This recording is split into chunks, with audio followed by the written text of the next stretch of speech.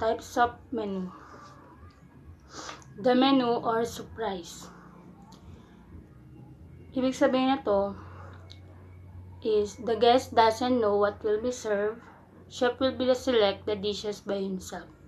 There is no menu list with description of the courses. The only information on the menu list will be the number of courses and the price, but not what will be served. That will be explained by the waiter after checking with the chef de cuisine. Ibig sabihin nito, hindi alam ng guest kung ano yung isi-serve sa kanya na food. Dahil yung mismong chef yung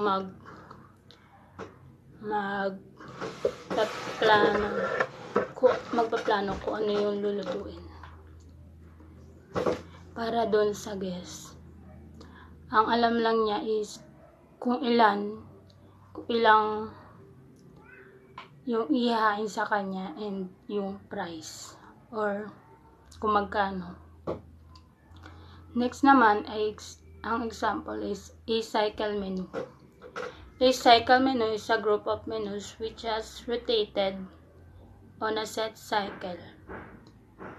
Then the cycle is repeated.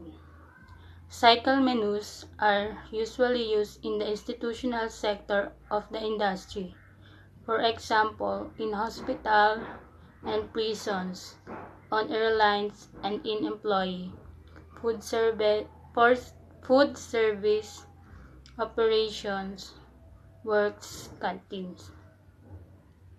Ito naman cycle menu is planado na siya. Example nga is sa hospital is kailangan lang nilang gumamit ng shorter cycle menu kasi 5 to 7 days lang yung patients nag-stay sa hospital. Kaya kailangan nila lang ng shorter kasi para walang food na masayang. And katulad din sa mga school, may mga cycle menu din sila na ginagawa as long as 6 weeks. Because maraming students ang kumakain sa cafeteria on a daily basis.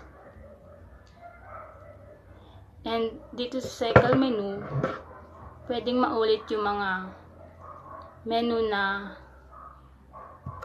mga food na inihanda. Pwede siya maulit. At nakaano din dito yung kung ano yung sa isang linggo kung ano yung i-prepare nilang food for breakfast, lunch, and dinner sa isang linggo yon. Kung ano yung food na i-prepare nila. And yun lang.